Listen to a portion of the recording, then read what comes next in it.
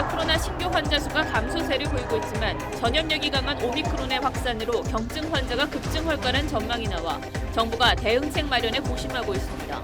서울 도심에서는 방역 패스 정책을 규탄하는 집회가 이어졌습니다. 민주당 이재명 후보가 확진자 접촉 가능성에 공식 일정을 미룬 가운데 송영길 대표가 민주당 세종당사 시대를 열겠다며 충청 민심을 공략했습니다. 국민의힘 윤석열 후보는 대형마트에서 장을 보며 방역 정책을 정치 방역이라고 비판했습니다.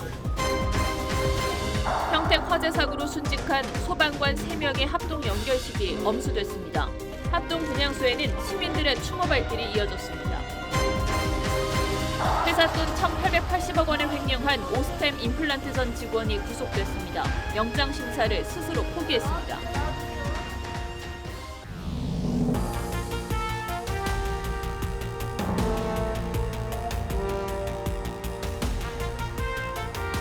시청자 여러분 안녕하십니까? 뉴스7의 김명우입니다. 코로나 확진자 수가 감소세를 보여 한편으론 다행이란 생각이 듭니다. 하지만 방역 지표가 조금 나아진 것일 뿐 여전히 매일 수천 명의 확진자가 발생하고 있죠. 조금 나아졌다 싶을 때 방시마다 급격하게 코로나가 재확산되는 경우를 우리는 경험으로 알고 있습니다. 더욱이 낙관만 할 수 없는 게 오미크론 불씨가 도사리고 있다는 점입니다. 이런 가운데 노바백스 백신에 대한 식약처 허가가 임박했습니다. 국내 미접종자 350만여 명의 접종 공백을 메울 수 있을 것이란 전망이 나옵니다. 첫 소식, 권은영 기자가 보도합니다. 주말에도 선별진료소엔 시민들 발길이 이어집니다. 하지만 예전보다는 비교적 한산한 모습입니다. 저는 또 애가 있어서 많이 염려가 많이 됩니다. 계속 변이가 계속 발생하고 있는데 이걸로 좀 끝났으면 좋겠어요. 오늘 신규 확진자는 3,510명으로 이틀째 3,000명대. 또 토요일 발표 기준 확진자가 3,000명대로 내려간 건 7주 만에 처음입니다. 지난달 말 1,151명까지 치솟았던 위중증 환자도 24일 만에 다시 800명대로 떨어져 사흘 연속 800명대에 머물고 있습니다. 이런 가운데 노바백스 백신도 식약처 허가를 앞두고 있어 국내 백신 물량은 더욱 풍부해질 전망입니다. 노바백스는 화이자와 모더나 같은 mRNA가 아닌 합성 항원이란 전통적인 방식으로 제조됩니다. 이에 따라 백신 거부감을 줄일 거란 기대가 나옵니다. 현재까지 백신을 한 번도 맞지 않은 18세 이상 국민은 350만여 명으로 추산됩니다. 정부는 노바백스를 이들 미접종자에게 우선 접종하기로 했습니다. 그러나 아직도 안심할 수 있는 수준은 아닙니다. 유행 규모라든지 위중증 환자 수를 더욱 줄일 필요가 있습니다. 정부는 현재 안정세를 유지하는 동시에 오미크론 확산을 막는 데 총력을 기울이고 있습니다. 또 주한미군 기진의 확진자가 급증하면서 문재인 대통령은 장병들에 대한 철저한 방역을 당부했습니다. TV조선 권은영입니다. 전해드린 것처럼 앞으로 태풍의 루는 오미크론 확산세입니다. 강력한 전파력 때문에 이달 말이면 확진자가 급증세로 돌아서 3월엔 최대 2만 명의 확진자가 나올 것이란 관측도 있습니다. 정부는 대응책 마련에 고심하고 있습니다. 서영일 기자가 보도합니다. 정부 주최로 열린 오미크론 토론회. 오미크론이 이달 말부터 급격히 유행해 이르면 3월 초 확진자가 2만 명까지 늘 수 있다는 전망이 나왔습니다. 입원과 사망률이 낮아도 전파력이 높으면 피해는 더 커질 수도 있다는 지적입니다. 사망 위험이 약 3분의 1 정도 줄어든다고 해도 감염자 발생이 3배가 많으면 똑같아지죠.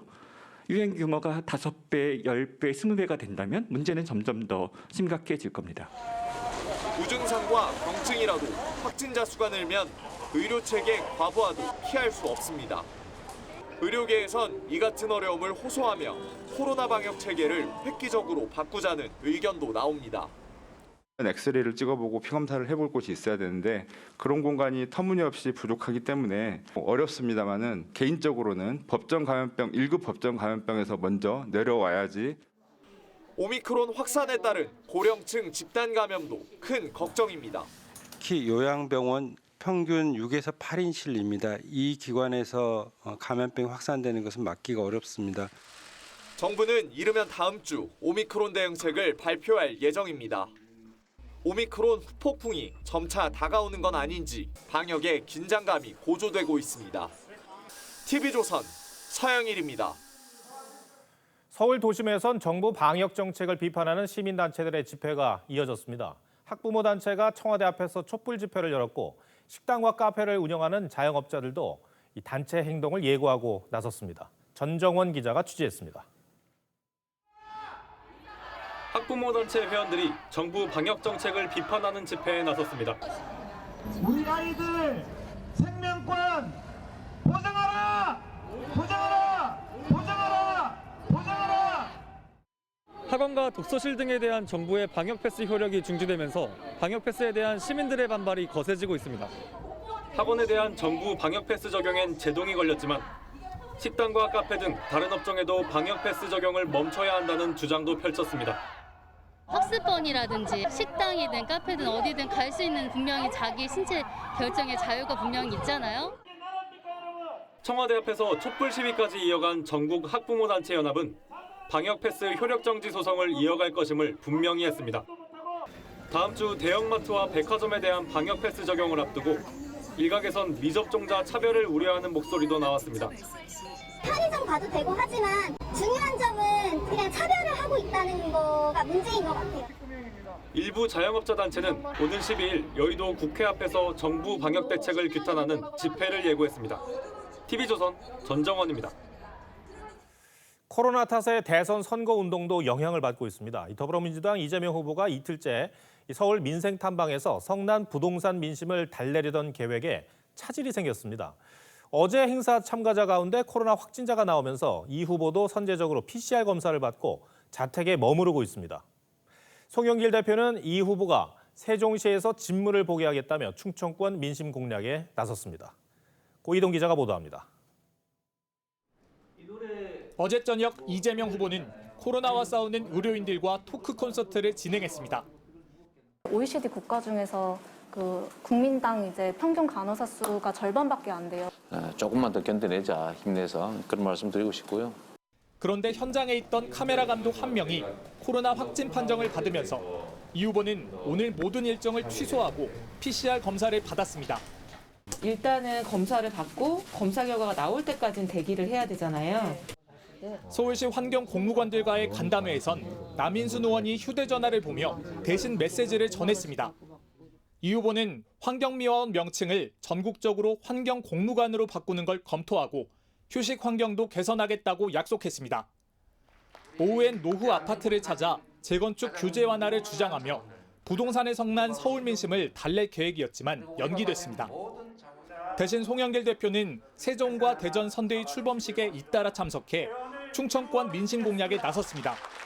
송 대표는 이 후보가 당선되면 세종시에서 진물을 볼 수 있게 하겠다며 세종시 중앙당사 시대도 공약했습니다. 우리 민주당의 세종당사 시대를 열어서 정말 얘가 민주당의 중심으로 또 세종이 발전할 수 있도록 뒷받침하겠습니다. 여러분 좋죠? TV조선 고이동입니다. 당내 갈등을 봉합한 뒤 첫 주말을 맞은 국민의힘 윤석열 후보는 정책 행보에 속도를 내고 있습니다. 다음 주부터 방역 패스가 적용될 예정인 대형마트를 찾아 직접 장을 보며 현장 점검에 나섰습니다. 윤 후보는 밀집된 버스는 타도 되고 마트는 갈 수 없는 현실이라면서 정부의 방역 정책을 정치 방역이라고 비판했습니다. 이태희 기자입니다. 대형 마트를 찾은 윤석열 후보가 체온 측정을 하고 들어갑니다. 널찍한 공간에서 혼자 카트를 밀며 통조림과 육수용 멸치 등 장을 봅니다. 정부가 모레부터 백신 미접종자의 마트 출입을 금지한 가운데 윤 후보는 어제 경험한 붐비는 지하철 상황과 비교하며 과학 방역이 아니라 정치 방역이라고 안타까움을 표했습니다. 버스나 지하철 같이 밀도가 있는 장소는 그냥 다니고 과학 방역이 아니고 좀 너무 주먹구구식. 윤 후보는 이어 발달장애 예술인들의 작품을 관람하고 이들이 전시 기회를 많이 갖는 것이 공정의 관점에서 중요하다고 강조했습니다. 장애 아티스트들의 전문적인 이런 전시 공간이 우리 사회에 있어야 된다는 그런 생각을 저 가지고 있습니다. 발달 장애를 가진 기자가 장애인에 대한 메시지를 부탁하자 이렇게 답하기도 했습니다. 저는 여러분의 친구입니다. 네. 본격적으로 가동을 시작한 AI 윤석열은 시민들의 물음에 10여 개의 답변을 내놨는데 직설적인 질문도 재치 있게 받아넘기는 모습으로 2030 세대에서 화제를 모으고 있습니다. AI 윤석열입니다. 준표 형님, 청년의 꿈 솔직히 봤습니다. 준표 형님이 부러웠습니다. 추땡땡님, 질문의 의도가 뭔가요? 혹시 저한테 아직 감정 있으신 건 아니죠? TV조선 이태희입니다. 국민의힘 내용의 반사이익을 톡톡히 노린 국민의당 안철수 후보는 이틀째 충청권 민심을 공략했습니다. 보수층을 노린 한미동맹 강화 등 강한 안보 메시지도 냈습니다. 정의당 심상정 후보는 노동선대위 출범식에서 거대 양당 후보들의 노동 공약이 시대착오적이라고 비판했습니다. 김도형 기자가 보도합니다. 안철수 후보가 충남 출신인 윤보선 전 대통령 내외 묘역에 헌화합니다. 안 후보는 윤 전 대통령이 지금의 대한민국을 만들었다고 평가했습니다. 제2공화국 대통령을 하셨음과 동시에 60년대는 야당의 지도자로서 그리고 또 70년대에는 민주화 운동을 안 후보는 문재인 대통령을 겨냥해 북한의 위협적 도발에 대통령이 나서지 않는 것은 직무유기라고 비판한 뒤 집권하면 NSC 회의를 직접 주재하겠다고 했습니다. 또 한미동맹과 연합방위체계도 강화하겠다고 했습니다. 민주당은 지지율이 오른 안 후보에 대해 비판 논평을 냈는데 중도 영역 싸움이 시작됐다는 평가가 나옵니다. 전 국민이 재난을 당한 적이 없다고 말했다고 합니다. 국민의 고통을 외면하는 것은 아니길 바랍니다. 심상정 후보는 노동이 당당한 나라 선대위 발족식에서 이재명, 윤석열 두 후보의 노동 공약을 비판하고 주 4일제 도입, 성별 임금 격차 해소 등을 주장했습니다. 이렇다 할 공약조차 하나 내지 않고 있습니다. 윤석열 후보 입에서 나오는 말 한마디 한마디가 다 5년, 10년, 30년, 50년 후퇴한 얘기입니다. TV조선 김도영입니다. 후보들의 공약 전략도 들여다보겠습니다. 이른바 탈모 공약이 논란이 커지면서 특정 정책 수요를 노린 맞춤형 공약 경쟁이 달아오르고 있습니다. 이재명 후보는 500만 골프 인구를 겨냥해서 대중골프장의 일방적인 요금 인상을 막겠다는 공약을 내놨고 윤석열 후보는 전기차 충전료를 5년간 동결하는 공약으로 20만 대가 넘는 전기차 이용자들의 관심을 끌었습니다. 홍현주 기자가 전해드립니다. 앞으로 제대로 심는다 이재명, 나의 머리를 위해. 1000만 탈모인 다음은 500만 골프인이었습니다. 이재명 후보는 42번째 소소하지만 확실한 행복 공약으로 대중골프장을 겨눴습니다. 안녕하세요. 코로나 시국에도 2년간 요금이 19%나 오른 점을 거론하며 회원제식 운영을 근절하고 운영심사제로 요금 인상을 억제하겠다고 했습니다. 골프장 폭리를 막아달라는 등의 청와대 국민청원이 잇따르는 등 소비자 불만이 커지고 있다는 점에 주목한 겁니다. 가장 좋은 정책을 구별하지 말고 적용하고 실행해서 정말 민주당 정부 우리의 삶을 바꿨다. 반려동물 7마리를 키우는 윤 후보는 공공부지에 반려동물 쉼터를 확대하겠다는 공약을 내놨습니다. 또 국민의힘 이준석 대표와 원희룡 정책본부장이 등장하는 45초 영상으로 전기차 충전료 동결, 지하철 정기권의 버스 환승 등 공약도 제시했습니다. 그래요? 전기차 충전 요금을 계속 인상한대요. 안 되겠다. 우리는 5년간 동결로 간다. 본부장님 그거 아세요? 이번엔 또 뭔데요? 해당 영상들은 2030 세대 사이에 화제를 모으며 조회수가 하루 만에 10만을 넘었는데 국민의힘은 내일 추가 영상 공개를 예고했습니다. TV조선 홍현주입니다. 대장동 개발 특혜 로비 의혹을 수사 중인 검찰이 수사 본류격인 윗선 수사를 놓고 좀처럼 발을 떼지 못하고 있습니다. 성남시 정책실장을 지낸 정진상 민주당 선대위 부실장도 거의 한 달째 소환 일정도 확정하지 못한 상태입니다. 검찰이 왜 이러는 건지 백연상 기자가 전해드리겠습니다. 황무성 전 성남도시개발공사 사장의 사퇴를 종용했다는 의혹을 받고 있는 정진상 민주당 선대위 비서실 부실장. 검찰은 당초 지난달 중순쯤 정 부실장을 불러 조사하려 했지만 3주가 지난 현재까지도 소환 일정조차 확정하지 못하고 있습니다. 정 부실장 측은 개인 사정과 선거 일정 등을 이유로 소환 일정 연기가 불가피하다는 취지의 의견서를 제출한 것으로 알려졌습니다.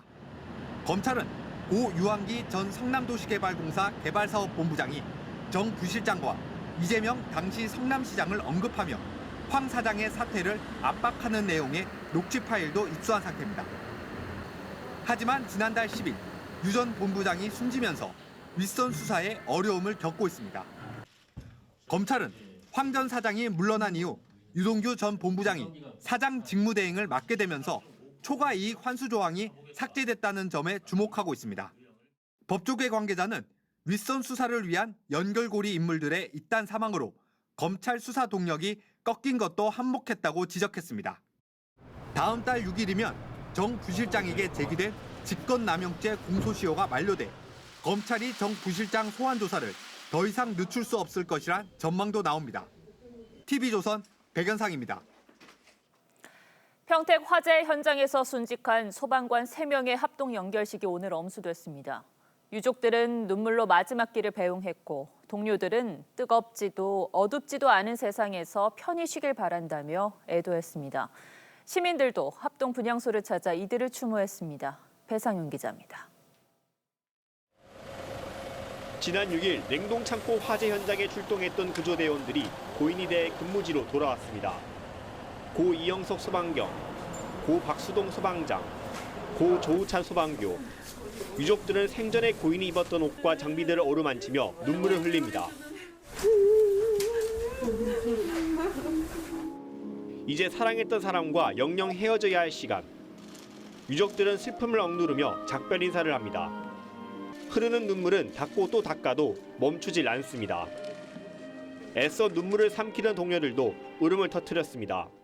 팀장님, 수동아, 우찬아, 이대의 모든 것을 내려놓고 뜨겁지도 어둡지도 않은 새로운 세상에서 편히 쉬시길 기원합니다. 동료 대원들은 태극기로 쌓인 고인의 관 앞에서 경례로 마지막 인사를 대신했습니다. 연결식에는 문재인 대통령도 참석해 순직 소방관들의 넋을 기리고 유족들을 위로했습니다. 평택역 인근에 설치된 시민합동 분향소에도 시민들의 발길이 이어졌습니다. 너무 같은 부모의 마음으로 가슴이 너무 저미고 아파서 며칠 동안 가슴이 너무 먹먹하고. 정부는 순직 소방관 3명에게 1계급 특징과 옥조 근정 훈장을 추서하고 유해는 대전 국립현충원에 안장했습니다. TV조선 배상민입니다. 전남 진도 해상에서 어선끼리 충돌해 배 한 척이 뒤집히는 사고가 났습니다. 해경이 선원 4명을 구조했지만 나머지 1명은 아직 찾지 못했습니다. 또 태어나지 않은 딸을 남겨둔 채 변을 당한 한 택배기사의 안타까운 사고 소식도 전해졌습니다. 장윤정 기자입니다. 뒤집힌 어선 옆으로 소방대원이 헤엄쳐 다가갑니다. 오늘 낮 1시 12분쯤 전남 진도 해상에서 어선 2척이 충돌했습니다. 9.7톤급 어선 한 척이 뒤집혀 선원 5명 모두 물에 빠졌지만 이 가운데 4명을 구조했습니다. 해경은 경비 함정과 헬기를 동원해 나머지 1명에 대한 구조 작업을 벌이고 있습니다. 빌라 건물 꼭대기에서 불길이 치솟습니다. 창밖으로는 희뿌연 연기가 뿜어져 나오고 집안 곳곳은 검게 그을렸습니다. 오늘 0시 30분쯤 서울 은평구 불광동의 4층짜리 다세대 주택에서 불이 났습니다. 불은 50여 분 만에 모두 꺼졌고 거주자 김모 씨 등 5명이 연기를 마셔 병원으로 옮겨졌습니다. 지난 4일 새벽 6시 20분쯤에는 서울 신사동의 한 주택가 골목에서 택배기사 39살 A씨가 차량 사이에 끼어 숨지는 사고가 발생했습니다. A씨는 경사길에 미끄러지는 택배 차량을 막으려다 변을 당했습니다. A씨는 사고 이후 2시간 동안 방치돼 있다가 지나가던 주민에 의해 발견된 것으로 알려졌는데 지난달 결혼해 아직 태어나지 않은 딸을 남겨둔 채 사고를 당해 주위를 안타깝게 했습니다. TV조선 장윤정입니다. 회사 돈 1,880억 원을 횡령한 혐의로 붙잡힌 오스템 임플란트 직원이 구속됐습니다. 스스로 영장 심사를 포기했고 법원은 도주와 증거인멸 우려가 있다고 판단했습니다. 경찰은 빼돌린 돈으로 구입한 자산의 몰수 보전 조치를 신청했습니다. 차순우 기자입니다. 경기 파주시 자택 건물에 숨어 있다가 검거된 이후 경찰 조사 도중 어지럼증을 호소하며 병원으로 옮겨졌던 오스템 임플란트 직원 이모 씨. 나와주세요.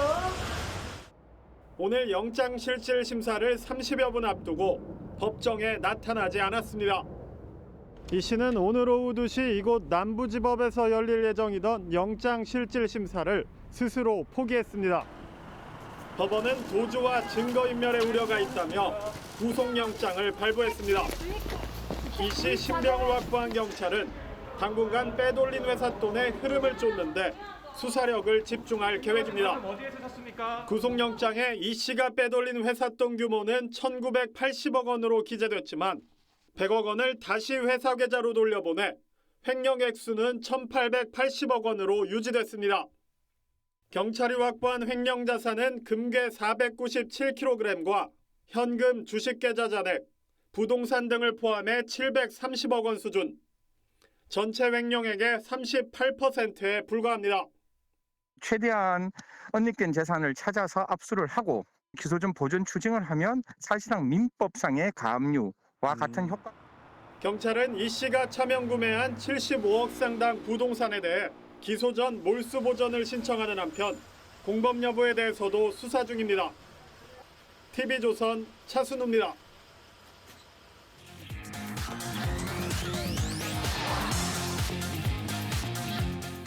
새해 첫날 월북자 한 명에게 군의 경계와 첨단 장비가 모두 뚫렸습니다. 총체적인 경계 실패는 사실상 인재였습니다.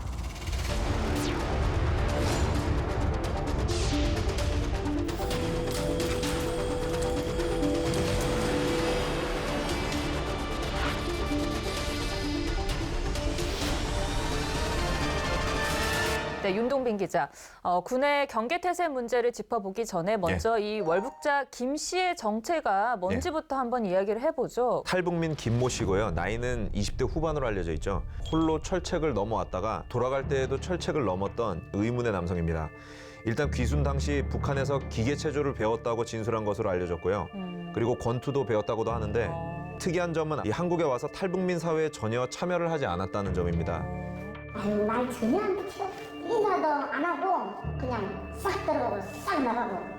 생사 확인을 요청하는 우리 군 요청에도 북한은 아직 답변을 하지 않고 있어서 생사 확인은 되지 않고 있습니다. 그 위험하고 높은 철책을 왔다 갔다 2차례나 했다는 그 사실이 참 의구심도 많이 드는데 그래서 혹시 간첩 활동을 한 것이 아니냐라는 질문을 기자들이 가장 많이 했을 것 같아요. 일단 국방부의 입장은 간첩 혐의에 대해 사실이 아닌 것으로 판단하고 있다였습니다. 김 씨가 간첩이라고 하기에는 한국 내에서 청소 용역 근로자로 일하면서 고급 정보에 접근하기 어려운 환경이긴 했습니다. 근데 좀 섣부른 판단이 아니냐는 지적도 좀 나오고 있습니다. 김 씨는 재작년 탈북할 때 우리 군 초소를 보고도 계속 숨어 있다가 14시간 만에 신병이 확보돼서 당시에도 귀순자가 맞냐는 논란이 좀 일었습니다. 또 정보당국 지능검사 결과에서도 IQ가 한 70 정도로 나왔는데 감시망을 피해서 남하하는 게 가능하냐는 의문도 일고 있는데요. 여기에 보통 재입국자들이 지인들한테까지 돈을 빌려서 가져가는 것과 달리 보증금도 가져가지 않았다는 점에서 의문점이 좀 남아 있습니다. 무엇보다 군의 경계태세 문제를 짚지 않을 수가 없습니다. 어떤 점이 가장 큰 실책이라고 볼 수 있습니까? 월북을 막을 수 있었던 기회는 총 3번 정도 있었던 것으로 보입니다. 일단 첫 번째로는 김 씨가 우리 군 철책을 넘을 때 일정 무게 이상이 철책에 감지되면 경보가 울리게끔 돼 있습니다. 그리고 철책 경보가 울리는 순간 그 주변에 있던 CCTV가 다 그 무게가 감지된 곳을 비추게 돼 있습니다. 과학화 시스템입니다. 그래서 CCTV 카메라가 이동하는 물체를 감지하거나 사람을 감지하면 한 모니터 화면 안에 9개의 CCTV 화면이 떠 있는데 경보를 울려서 그 부분을 더 집중해서 볼 수 있도록 하는 시스템인데 그 경보가 울렸음에도 불구하고 감시병들이 보지 않은 것은 좀 명백한 실책이라고 할 수 있고요. 그다음에 두 번째로는 경보가 울렸으니까 다시 돌려봐야 한다는 게 매뉴얼상에 있습니다. 그렇군요. CCTV 카메라의 시각과 컴퓨터 서버의 시각이 달라져 있었던 겁니다. 그래서 약 4분간의 차이가 발생을 했던 겁니다. 그런 걸 전혀 몰랐던 상황실 근무자들은 영상을 돌려보니 아무 일이 일어나지 않았던 4분 전의 상황만 보게 돼서 상황도 종료시켜버린 겁니다. 그 다음 실책은 이 철책 경보가 울렸을 때 지휘 통제실장은 이 사실을 대대장에게 보고를 하지 않았던 겁니다. 그런 보고를 받지 못한 대대장은 귀순자라고 오인을 한 겁니다. 기본적인 걸 지키지 않아서 모든 걸 다 놓친 그런 상황이 됐습니다. 군 기강 해임 문제도 있고 여러 가지 요인들이 있을 텐데 구조적인 원인이라고 하면 9.19 군사 합의로 초소를 우리 군도 하나를 철수하면 북한군도 하나를 초소를 철수하는 방식으로 하는데 우리 군은 GP가 하나가 있었는데 그 하나를 철수를 한 겁니다. 우리는 아무것도 없는 거예요. 네, 지금 사태에도 영향을 미쳤지 않나 하고 전문가들이 보고 있습니다. 자, 그럼 마지막으로 이번에 월북 사건을 한 줄 톡으로 정리해 보겠습니다. 첨단 과학 장비도 결국 운영은 사람이 한다라고 하겠습니다. 예. 우리 군이 첨단 과학 장비로 그 군 병력 감소를 대체를 하는 정책을 펴왔거든요. 이번 사태로 인해서 결국 이런 첨단 과학 장비도 운영은 사람이 하는 것이다. 그래서 장교, 부사관, 또 병 할 거 없이 군 기강 확립을 먼저 하는 게 우선이지 않나 그런 지적이 나오고 있습니다.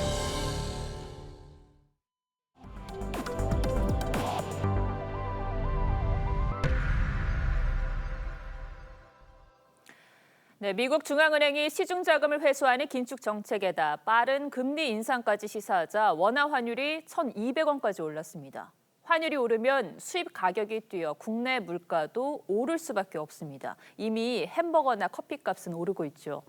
한국은행이 기준금리를 추가 인상할 거란 분석에 힘이 실립니다. 송병철 기자입니다. 지난 6일에 원달러 환율은 1,201원. 종가 기준으로 1년 6개월 만에 최고치입니다. 미국 중앙은행인 연방준비제도가 기준금리를 예상보다 더 빨리 올려야 할 수도 있다라고 언급한 훅폭풍입니다. 지난해 말에 보인 입장보다 강도가 세졌습니다. It is therefore appropriate, in my view, to consider wrapping up the taper of our asset purchases, which we actually announced at the November meeting. 환율이 오르면 수입 물가도 올라 국내 소비자 가격도 오를 수밖에 없고 정부의 올해 물가 목표치 2.2%를 웃돌 가능성도 커집니다. 이미 국내 물가는 연초부터 뛰기 시작했습니다. 버거킹과 롯데리아가 햄버거 가격을 올렸고 스타벅스 아메리카노도 곧 400원 오를 예정입니다. 이렇게 되자 한국은행의 금리 인상이 힘을 받고 있습니다. 가파르게 오른 물가를 안정시키고 금리를 올리려는 다른 나라보다 빠른 대응이 필요하기 때문입니다. 현재 기준금리 1%에서 1.25%로 올릴 게 유력합니다. 1월이냐 2월이냐 1사분기 인상 가능성을 배제하지 말자고 제가 말씀을. 대내외 여건을 감안하면 두세 차례 더 금리를 올릴 것으로 보입니다. 현재 물가 상승과 국제 금융시장 사정을 고려할 때는 지속적인 금리 인상이 필요할 것으로 보이고요. 새해 첫 금융통화위원회는 오는 14일에 열립니다. TV조선 송병철입니다. 세계 최대 가전 IT 전시회 CES에서 가장 눈길을 끈 곳은 스타트업 전시관이었습니다.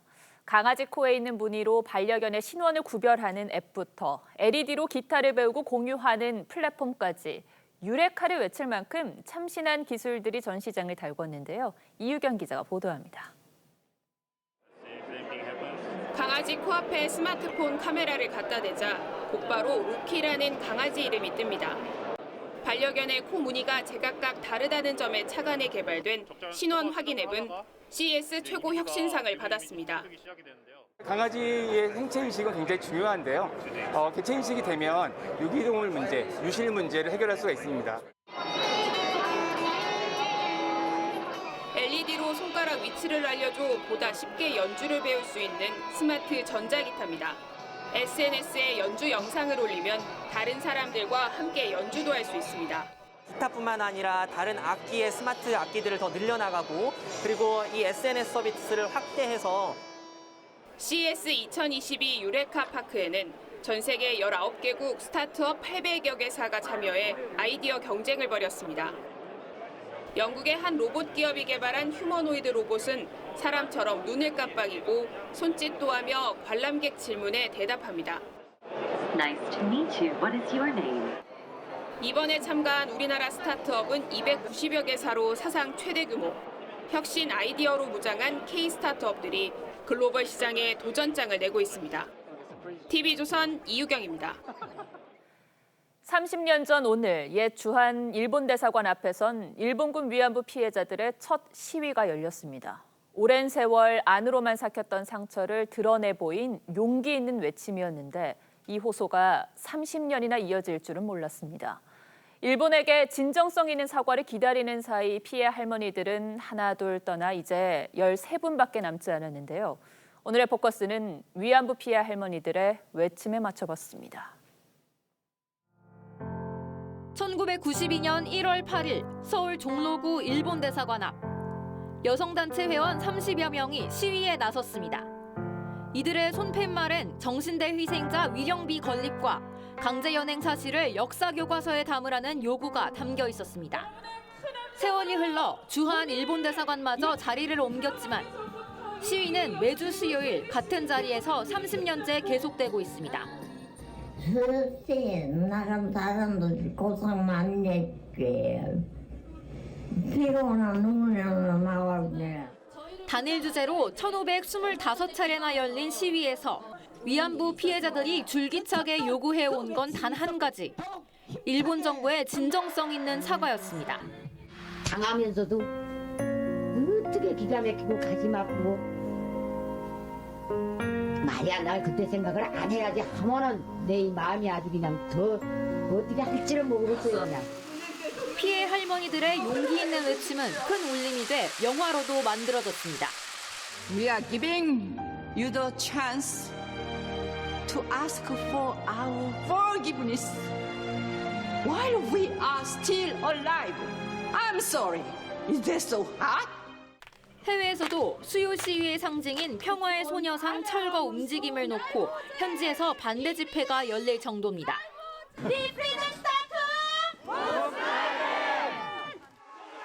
정의기억연대 이사장을 지낸 윤미향 무소속 의원이 보조금과 후원금 유용 혐의 등으로 재판에 넘겨지면서 위기를 맞기도 했지만 수요 시위 정신만큼은 훼손돼선 안 된다는 게 생존 피해자들의 공통된 생각입니다.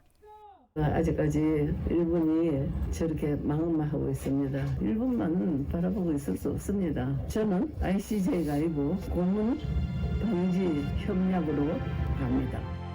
234명이던 위안부 피해 할머니 가운데 생존자는 이제 13명. 30년 시간에도 불구하고 일본 정부가 퇴행에 퇴행만 거듭하고 있을 줄 누가 알았을까요? 할머니들의 마지막 바람인 일본 정부의 진정한 사과는 언제쯤 이뤄질지. 뉴스7 포커스였습니다. 네, 중국에서 한 식당 건물이 가스 폭발로 추정되는 사고로 붕괴되면서 최소 16명이 목숨을 잃었습니다. 중국 북서부 내륙에서는 새벽에 규모 6.9의 강진이 발생했습니다. 신은설 기자입니다. 구급대원들이 건물 잔해 밑에서 생존자를 찾습니다. 구조 작업은 밤까지 계속됐습니다. 점심시간인 현지 시간 어제 낮 12시 10분쯤 중국 충칭시 한 식당 건물이 붕괴돼 20여 명이 매몰됐습니다. 최소 16명이 숨졌고 10명은 병원으로 이송됐습니다.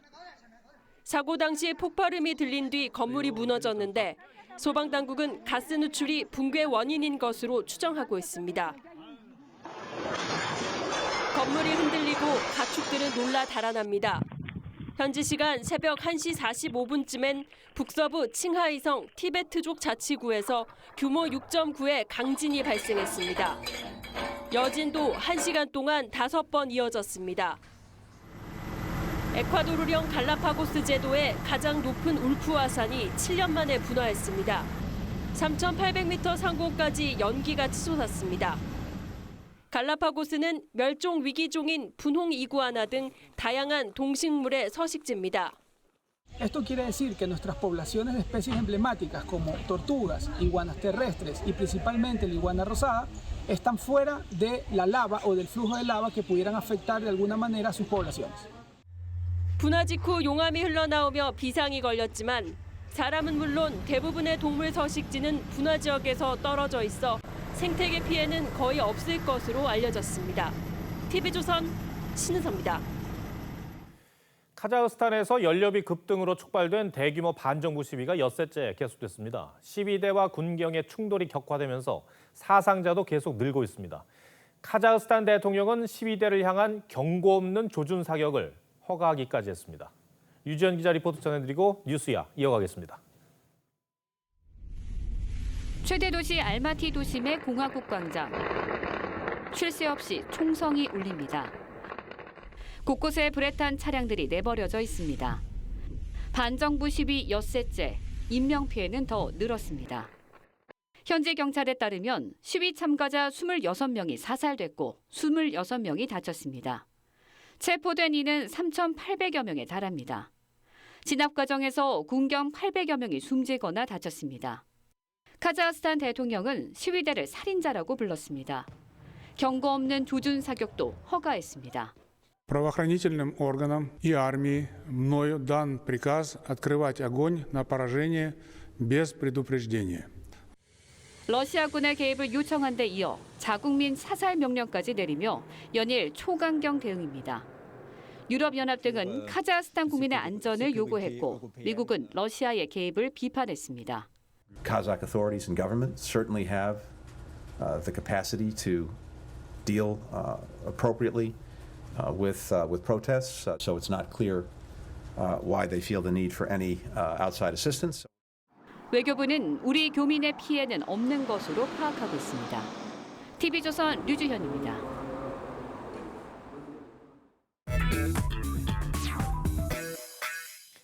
뉴스야 시작합니다. 정치부 김보건 기자 나와 있습니다. 첫 번째 물음표 볼까요? 네, 첫 번째 물음표는 윤석열의 여가부 폐지 글이 해킹입니다. 윤석열 후보가 어제 여성가족부를 폐지하겠다는 글을 올려서 이목을 끌었는데 근데 누군가 이 글을 해킹을 해서 올렸다는 말입니까? 네, 그만큼 파격적이어서 해킹을 당한 거 아니냐 이런 질의가 많이 쏟아졌다고 김은혜 공보단장이 설명을 하는 겁니다. 이 글에는 댓글이 한 9,000개 넘게 달리면서 큰 관심을 모았는데요. 윤 후보는 또 무고죄 강화라는 글도 올렸는데 이 무고한 남성을 성범죄로 고소할 경우에 처벌을 강화하겠다는 취지로 이대남 표심을 겨냥했다는 분석입니다. 사실 윤석열 후보는 이 여가부를 양성평등 가족부로 확대 개편하겠다고 했었는데 입장이 바뀐 겁니까? 네, 먼저 당시 발언부터 보시죠. 기존의 여성가족부에서 그 남성에 대한 그 지원도 함께 지금 해야 되는 상황이다 보니까 업무가 아마 조금 더 기존보다는 좀 늘지 않겠나 싶고요. 그런데요, 김 기자. 이준석 대표의 주장이 좀 받아들여지고 있다고 봐도 됩니까? 네, 사실 여가부 폐지는 이준석 대표의 공약이기도 했습니다. 당시에도 논란이 컸었는데 윤 후보가 갈등을 봉합한 이후에 이 대표의 주장을 적극적으로 수용하고 있다 이렇게 볼 수도 있겠습니다. 이 대표는 저희와 최근에 만나서 이렇게 설명을 했습니다. 심각한 취업난과 부동산 폭등으로 남녀가 30세 전후로 결혼해서 아이를 낳는 패턴이 깨진 게 젠더 갈등의 결정적인 이유라는 겁니다. 그러니까 어느 한쪽이 이익을 보거나 불이익을 당하더라도 이 가정이란 틀 속에서는 녹일 수가 있었는데 이제는 이제 한쪽이 이익을 보면 다른 한쪽이 불이익을 보는 그런 구조가 돼버렸기 때문에 공정하게 조정을 해야 한다 그런 논리입니다. 이재명 후보도 여성 관련 젠더 이슈를 다루는 유튜브에 출연을 했던데요. 이게 당내에서 논란이 되더라고요. 그렇습니다. 저도 어제 그 방송을 실시간으로 봤는데요. 페미에 물들지 마시라, 또 후보가 문제의 심각성을 모르는 듯해서 안타깝다 이런 댓글이 이어졌습니다. 당 선대위의 온라인 소통 단장을 맡고 있는 김남국 의원은 어제 의원 단체 대화방에다가 후보를 젠더 갈등에 올라태운 거는 전략적 실수다 이런 글을 올리기도 했습니다. 그런데 이재명 후보도 여성가족부 개편을 공약했었잖아요. 그런 면에서 보면 두 후보 모두 입장이 바뀐 거로 봐야 되는 거 아닙니까? 그렇게 볼 수 있겠습니다. 이 후보도요, 앞서서 여성가족부를 평등가족부로 바꾸겠다면서 이 남성이란 이유로 차별받는 것도 옳지 않다 이렇게 말을 했었습니다. 하지만 이 자칫 젊은 여성표가 이탈할 수 있다는 내부 분석을 이 후보가 수용하는 걸로 전해졌습니다. 어제 여성 젠더 유튜브에 출연한 데 대해서 지적이 나오니까 이 후보는 이렇게 해명을 했습니다. 귀를 막으면 안 되거든요. 나쁜 얘기라도 들어야죠. 입장이 다르더라도 그들이 무슨 생각을 하는지 뭘 말하는지는 최소한 알아야 되지 않습니까? 네, 이 후보 말처럼 한쪽 얘기만 들으면 안 되겠죠. 알겠습니다. 첫 번째 물음표 정리해 주시죠. 네, 첫 번째 물음표 윤석열의 여가부 폐지 글이 해킹의 느낌표는 절박한 새 출발로 하겠습니다. 네. 두 후보 모두 대선을 60일 남긴 절박한 상황에서 원래 지지층을 잡는 쪽으로 새 출발을 시도하고 있는 걸로 보입니다. 네. 두 번째 물음표는 뭡니까? 네, 두 번째 물음표는 김포공항 대선의 숨은 변수입니다. 네. 이재명 후보가 설 연휴 전에 이 대규모 택지 개발 지역으로 김포공항 부지를 검토하고 있다더라고요. 네. 가능한 얘기입니까? 네, 먼저 이 후보는요, 이 수요 억제에 치중했던 문재인 정부의 부동산 정책을 실패로 규정하고 공급을 대대적으로 늘린다 이런 구상입니다. 그러면 집값 상승에 등을 돌렸던 수도권 민심을 복원해서 박스권에 갇혀 있는 자신의 지지율도 탈출할 수 있을 걸로 보고 있습니다. 무주택 실수요자와 1주택자 보호를 핵심 목표로 삼고 충분한 공급과 시장 안정을 이뤄내겠습니다. 자, 이 공급 대책의 핵심으로 김포공항이 내부에서 검토되는 건 맞습니다만 또 내부적으로 찬반 토론이 아주 치열한 모양입니다. 네. 이 찬반이 치열하다 보니까 그러니까 내부 언론에 살짝 흘려서 여론을 좀 보려는 그런 의도도 있는 것 같아요. 그런데 김포공항 부지에 몇 가구나 지을 수 있는 거예요? 네, 김포공항 부지는요, 한 730만 제곱미터 됩니다. 면적만 보면은 여의도의 10배고요. 또 위례 신도시급입니다. 여기에 주택을 30만 호 짓겠다는 겁니다. 이 후보는 임기 내에 총 250만 호를 공급하겠다고 공약을 했는데 이 중에서 문재인 정부가 이 공급을 하겠다고 했던 것을 제외하면 45만 호 정도 됩니다. 이거를 추가로 공급하겠다는 거고요. 그러니까 김포공항 부지로만 이 공약의 70% 가까이 물량을 확보할 수 있는 겁니다. 당내에서는 왜 반대의 목소리가 나오는 겁니까? 표가 안 된다는 게 가장 큰 이유입니다. 사실 김포공항 이전은요, 이 송영길 대표를 중심으로 검토가 되고 있는 겁니다. 이 송 대표의 지역구가요, 이 김포공항 바로 옆에 있는 인천 계양구거든요. 하지만 이 김포공항 부지를 개발하면은 고양시를 비롯한 기존의 신도시들이 구도심이 돼버리겠죠. 네. 부동산 가격이 떨어질 수가 있고요. 그러면 대선 표심에 별로 도움이 안 된다 이런 주장인 겁니다.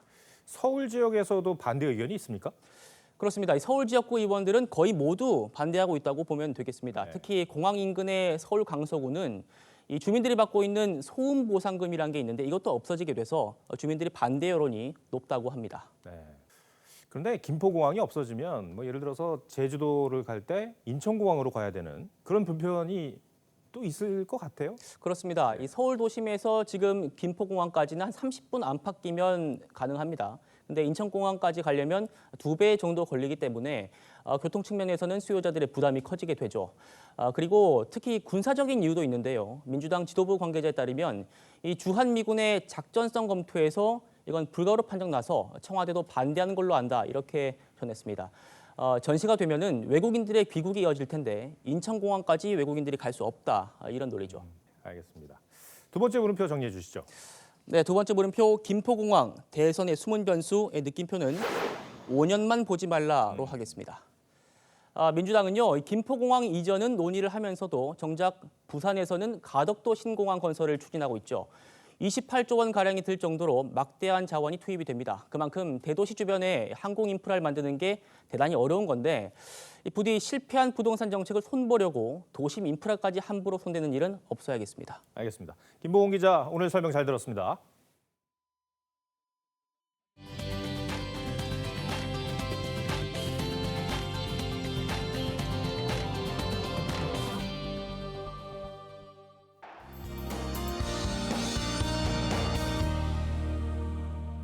네, 종일 뿌연 하늘에 답답하셨죠? 밤부터 스모그가 유입되면서 내일은 대기질이 오늘보다도 악화되겠습니다.